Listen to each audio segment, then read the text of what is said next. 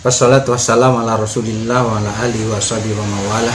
La haula wala quwata illa billah. Rabbi shrah li sadri wa yassir li amri wahlul 'uqdatam min lisani yafqahu qawli. Amma ba'du. Kita teruskan pengajian beberapa waktu yang lalu masih tentang babul ahdasi allati tangqudul wudu'a. Bab hadas yang bisa membatalkan wudu atau perkara yang bisa membatalkan wudu. Kali ini pembahasan yang ke-6 yaitu pasal yang kelima. Bismillahirrahmanirrahim. Faslun, fasal wa ma siwa hadhil asya al khamsat wa ma siwa hadhil asya il khamsati. Adapun selain 5 macam ini, 5 macam itu kemarin dijelaskan satu adalah sesuatu yang keluar dari 2 jalan, baik farji maupun zakar. Yang kedua, yang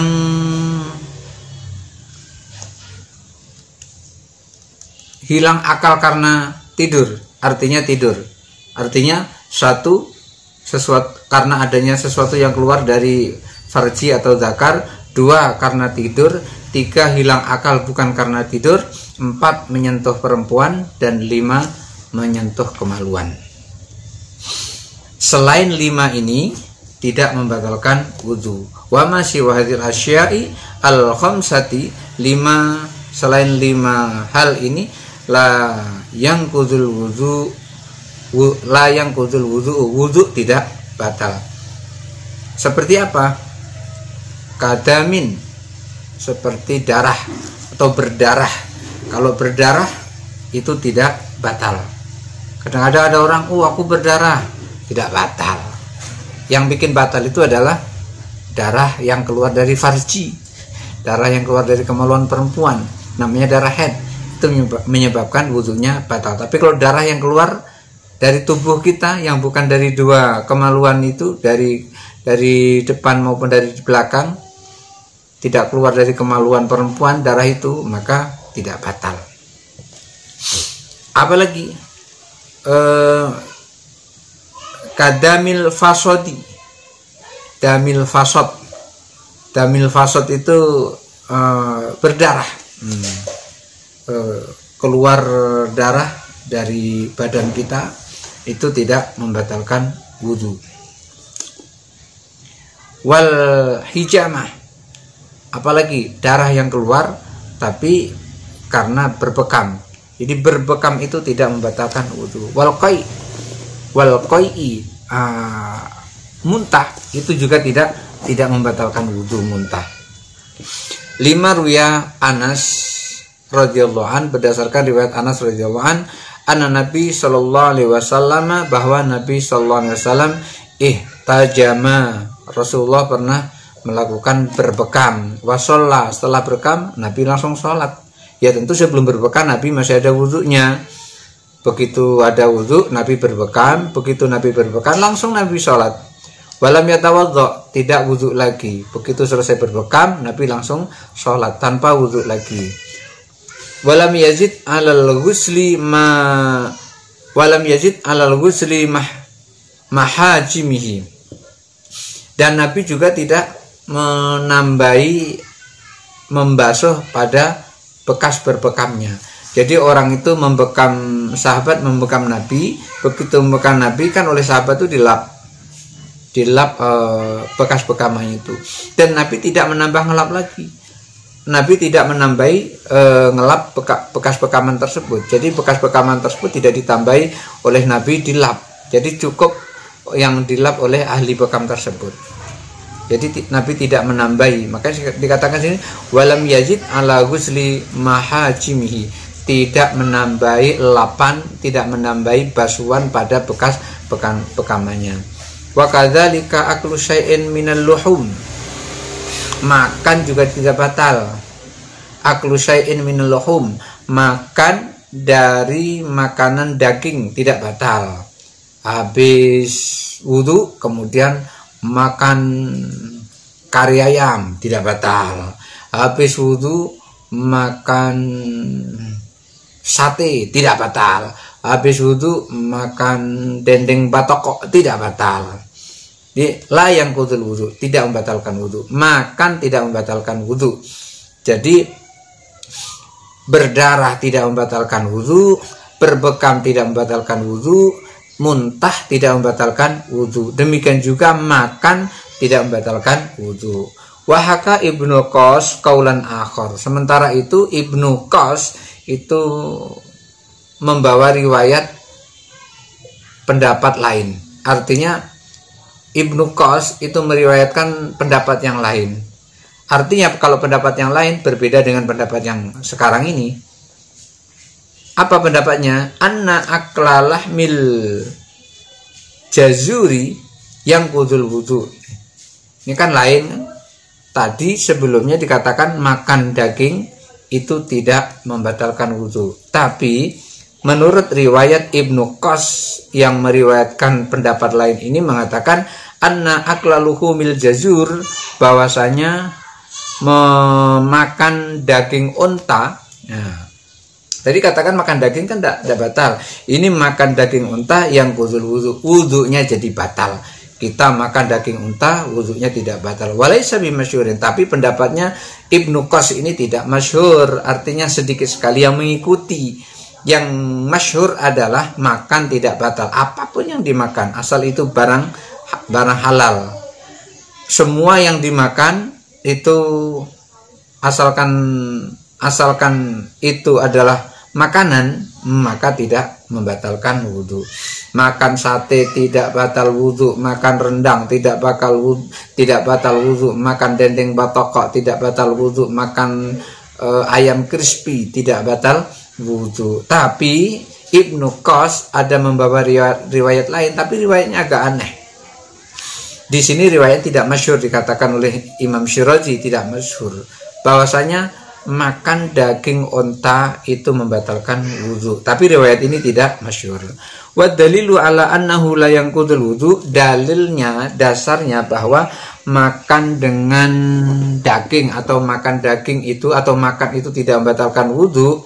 Maruya Jabir adalah riwayat yang diriwayatkan oleh Jabir radhiyallahu anhu qala, dia berkata kana akhirul amrayni minar rasuli sallallahu alaihi wasallam, bahwasanya ada dua perkara terakhir dari Rasulullah sallallahu alaihi wasallam, tarakal wudhu mimma wirat annar, meninggalkan wudhu karena sesuatu yang dirubah oleh api. Artinya apa? Daging yang dimasak itu dirubah oleh api dari mentah menjadi masak. Maka ketika kita makan daging yang dirubah oleh api yang seperti itu, yang dirubah oleh api dari mentah menjadi masak atau terus dimakan, tidak perlu wudhu lagi. Artinya ketika kita makan dendeng batokok tidak wudhu lagi. Ketika kita makan kari ayam tidak batal lagi, tidak wudhu lagi. Makanya dikatakan tarokal wudhu, meninggalkan wudhu mimau oyirat annaru, meninggalkan wudhu karena yang dirubah oleh api. Begitu api merubah makanan mentah menjadi masak kemudian terus dimakan, tidak membatalkan wudhu. Li'annahu idza lam yanqud al-wudhu bi'aklil lahmil khinziri wa huwa haramun. Wa li'annahu, karena sesungguhnya idza lam yanqud, apabila tidak batal wudhu, al-wudhu, kalau wudhunya tidak batal bi'aklil lahmil khinziri, karena makan daging celeng, daging babi, wa huwa haramun, padahal daging babi itu adalah haram, fali alam yangkut bi ghairi al ula, maka lebih tidak batal lagi dengan makan yang lain. Makan daging babi saja tidak batal wudhu, cuma najis. Daging babi itu namanya najis mughalladhah, najis berat, najis besar, najis berat. Najis berat itu caranya bukan hanya dibasuh. Najis berat itu cara menghilangkannya adalah dibasuh sebanyak 7 kali. Salah satu dari 7 itu dicuci dengan tanah, dicampur dengan tanah. Misalnya basuhan pertama dengan air, kemudian setelah dengan air, kemudian dicuci dengan tanah, digosok-gosok tanah. Sabunnya itu dari tanah. Begitu sudah berlumuran tanah, baru dicuci lagi. Biar bersih, baru pakai rinso. Biar bersih lagi, sudah pakai rinso, diulang lagi rinsonya. Biar bersih lagi, baru dicuci, dibilas lagi, dibilas sampai 7 kali bilasan. Jadi mulai dari pertama sampai akhir itu minimal 7 kali. Jadi itu cara menghilangkan najis berat atau najis besar, najis yang datangnya dari babi dan anjing. Nah, makan daging babi saja tidak membatalkan wudhu, apalagi makan daging unta lebih tidak batal lagi. Wa kadzalika layan takidu tahru. Demikian pula wudhu itu tidak batal bikoh-kohatin, karena tertawa terbahak-bahak. Bikoh-kohatil musolli, jadi tertawa terbahak-bahaknya orang yang sholat itu tidak membatalkan wudhu. Misalnya pas lagi Bismillahirrahmanirrahim, Alhamdulillahirabbil alamin, ada kedengaran atau terlintas bayangan yang lucu, ketawa, wah, ketawa terbahak-bahak. Ketawa terbahak-bahak seperti itu tidak membatalkan wudhu. Orang itu wudhunya tetap utuh, wudhunya tidak batal, masih tetap suci. Tertawa terbahak-bahak tidak membatalkan wudhu. Lalu bagaimana dengan sholat? Kalau untuk sholat, batal sholatnya. Ketika batal sholat, ya diulang lagi sholatnya, tidak perlu wudhu lagi, itu maksudnya. Jadi ketika orang tertawa terbahak-bahak itu yang batal wudhunya, bukan sholatnya yang batal, tapi wudhunya yang batal. 5 ruya Jabir an Nabi sallallahu alaihi wasallam qala. Berdasarkan riwayat dari Jabir bahwa Nabi sallallahu alaihi wasallam bersabda, "Al-dhahku yang kudus sholata." Tertawa itu membatalkan wudhu sholat. Tertawa membatalkan sholat, bukan membatalkan wudhu, beda. Kalau membatalkan wudhu, otomatis sholatnya batal, kemudian ngambil air wudhu lagi. Tapi kalau membatalkan sholat, itu tidak perlu wudhu lagi, wudhunya masih utuh, tidak batal, tidak perlu wudhu lagi. Yang diulang adalah sholatnya. Al-dhahku yang kudul wudhu'a. Tertawa itu membatalkan. Al-dhahku yang kudus sholata. Tertawa itu membatalkan sholat. Wala yang kudul wudhu'a, dan tidak membatalkan wudhu. Jadi tertawa itu membatalkan sholat, tidak membatalkan wudhu.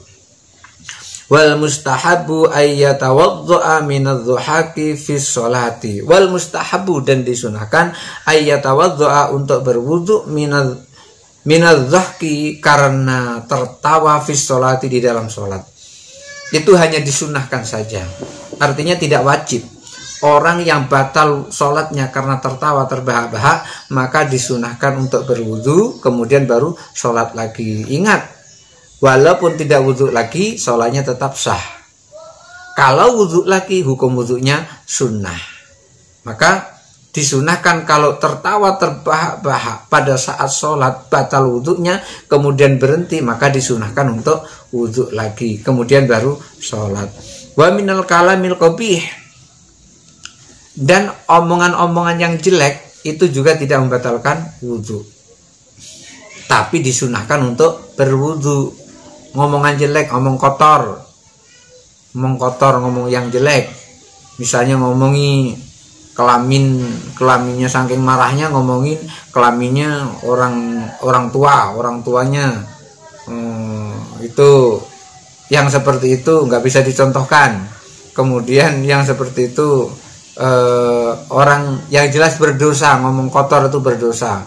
Kata orang Jawa miso-miso itu berdosa. Kata orang Jambi mencarut itu berdosa. Jelas berdosa mencarut itu. Nah, orang yang mencarut itu disunahkan untuk berwudu supaya dosa mencarut dari mulutnya itu hilang. Makanya ketika kita wudu, pada saat membasuh mulut itu niatnya adalah menghilangkan dosa karena mulut. Karena mulut ini sering mencarut. Apalagi anak-anak muda sekarang yang kurang iman, main WA kurang iman, nggak cocok sedikit dengan hatinya, langsung mencarut dosa seperti itu.